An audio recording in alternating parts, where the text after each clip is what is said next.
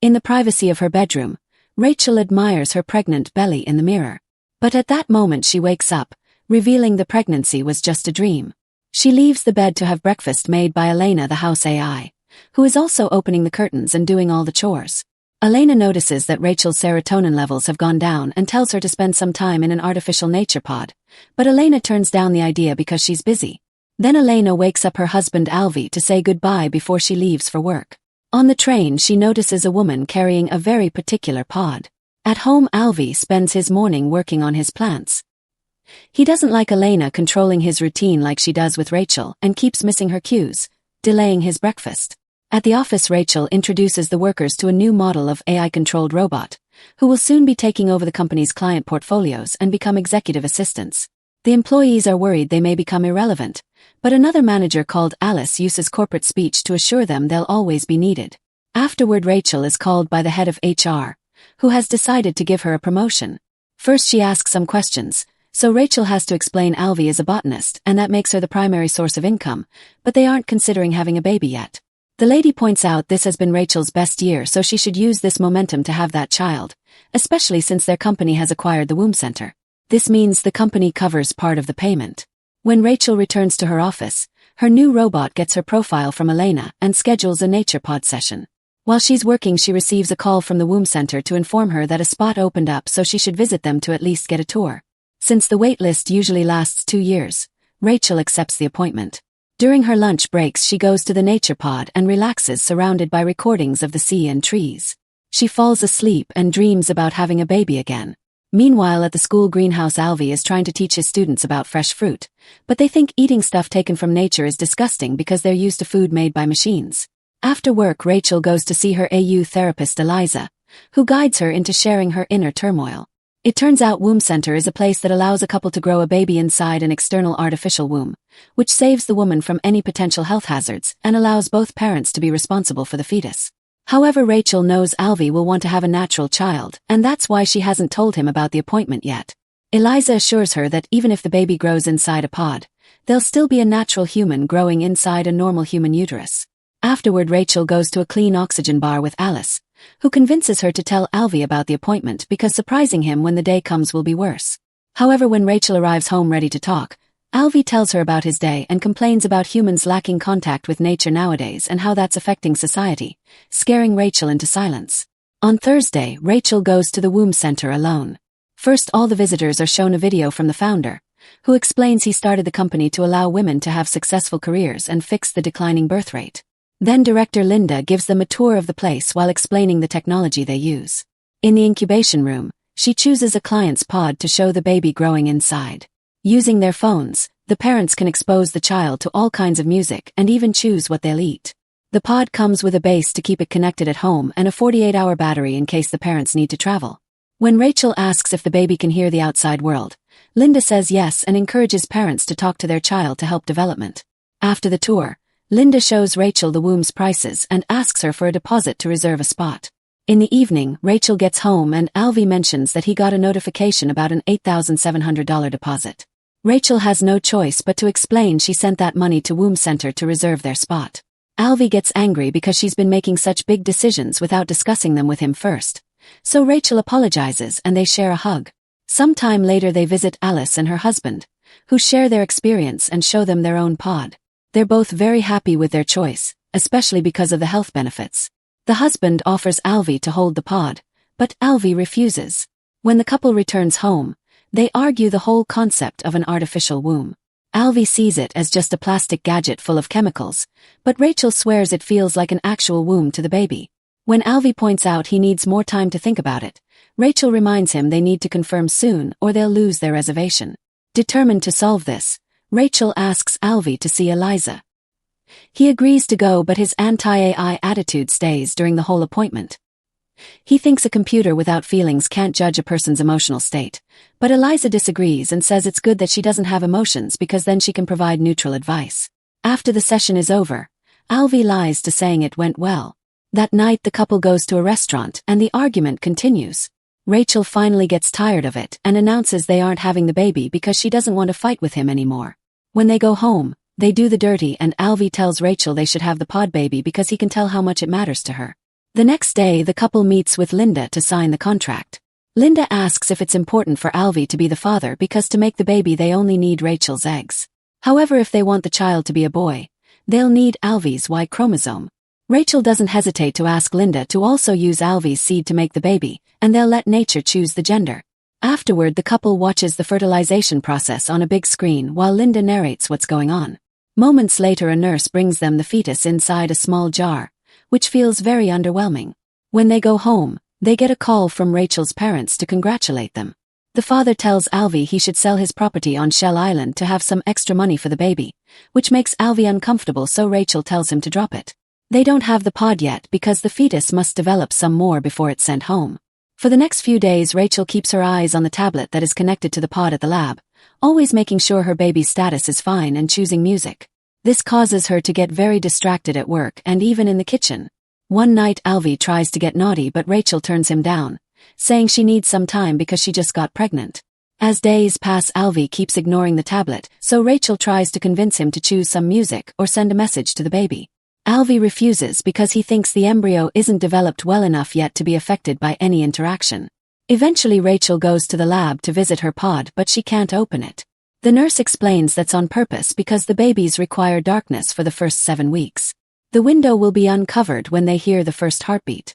After watching the nurse take a pod away because it was ready to be born, Rachel picks up her own pod and sits with it to try to form a connection.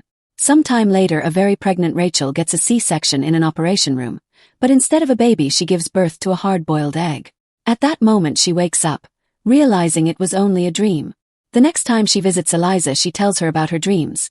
However, Eliza thinks analyzing dreams is a thing of the past and modern science has concluded they're random. But since Rachel insists, Eliza points out the dream is validating Rachel's choice to use an artificial womb. A few weeks later, the couple visits the lab and they finally get to hear the baby's heartbeat. The nurse opens the little window and they get to see their baby, who is still tiny and not very exciting. Some couples take the pod home, but most of them keep it at the lab for safety, so Rachel and Alvy do the same. More time passes and Rachel finishes decorating the baby's room. Alvy wants to put a real plant in it, but Rachel thinks a hologram plant would be safer for the kid. A very offended Alvy storms off, saying he'll plant this on his island instead.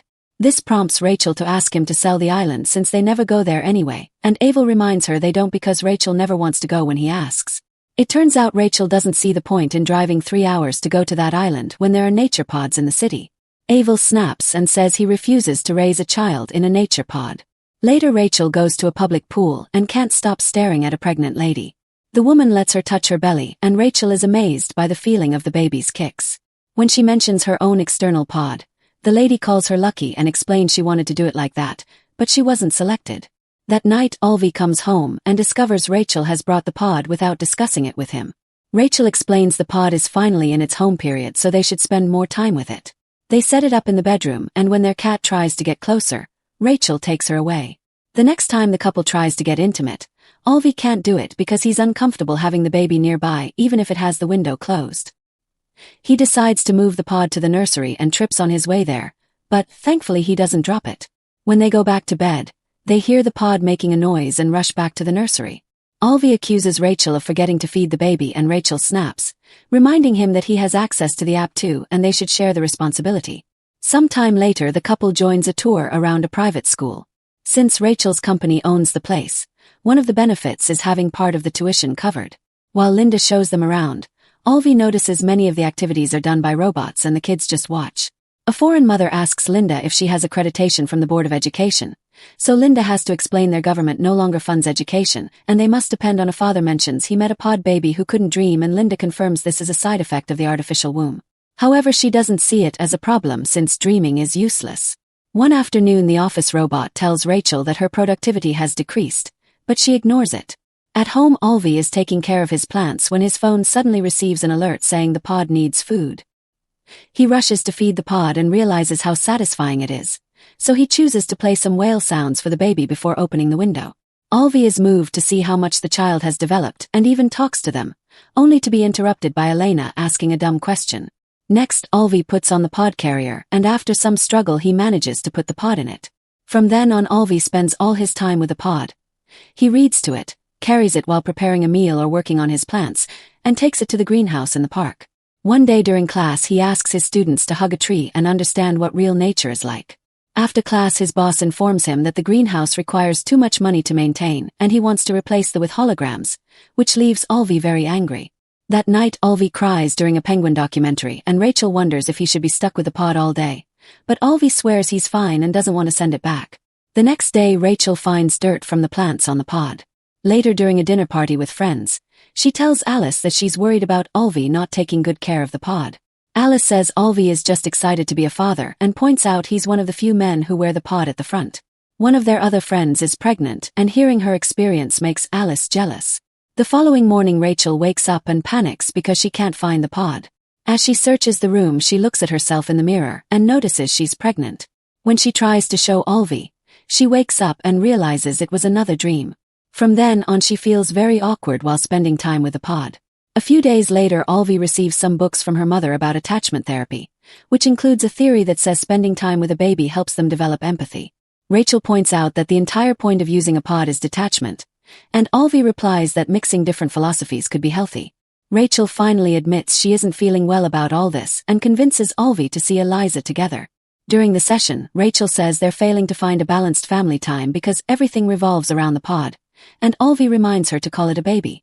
Rachel points out Alvy has been bonding with the baby but she hasn't, so she thinks she may not be ready to be a mother. An argument ensues and Alvy says this is her hormones talking. Eliza interrupts their fight to request to be connected to the pod because therapy can start in the uterus. For the next few days, Rachel carries the pod around and feels like she's being judged in public.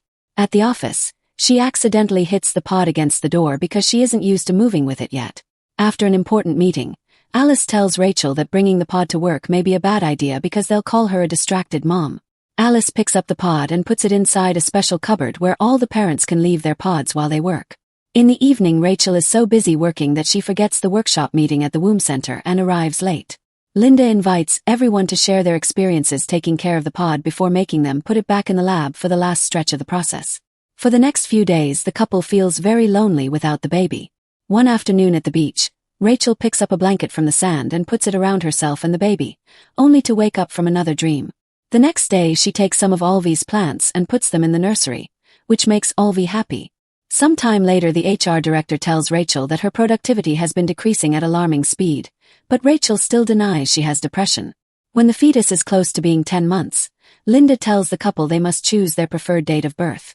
It turns out the pod babies are induced at 10 months because the pods are in high demand. Rachel wants to take the pod home for the last few days, but Linda says it's against the rules detailed in the contract they signed. After Linda gifts them some consolation cream, the couple leaves and notices anti-pod protesters at the gate. Suddenly Alvy rushes back inside to touch a bunch of pods until he finds his and steals it. That night Rachel dreams of getting the baby from a supermarket filled with children for sale. She wakes up feeling very disturbed, so she awakens Alvy too and tells him they should have the baby on the island because she doesn't want their child's first moments to be in the womb center. Alvy loves the idea and rushes to the center to tell Linda, who is angry because they stole the pod since it belongs to the company. She explains that the birth only requires a special code, but she still refuses to authorize a home birth because she's afraid the pod may get damaged. The couple decides to ignore her orders and they travel to the island with the pod and the cat anyway. They go on walks through the forest together and Rachel can finally appreciate real nature. One night Rachel notices the base isn't turning on, which means the womb center remotely disconnected their access. Rachel panics and wants to take the pod back, but Alvy calls it blackmail and reminds her the pod has 48 hours of battery life. The next morning the couple is woken up by a song coming from the pod to announce the baby is ready to be born. Rachel tries a bunch of codes on the app but none of them work, so Alvy begins opening the pod by force by separating its parts. Now they can finally retrieve the baby and receive them with happy tears and big smiles. Sometime later Rachel puts all the pod parts in a box and sends them to the company through mail. Afterward she goes home to rest with her husband and her new baby. Make sure to subscribe and turn on notifications so you can watch more videos like this. Thanks for watching.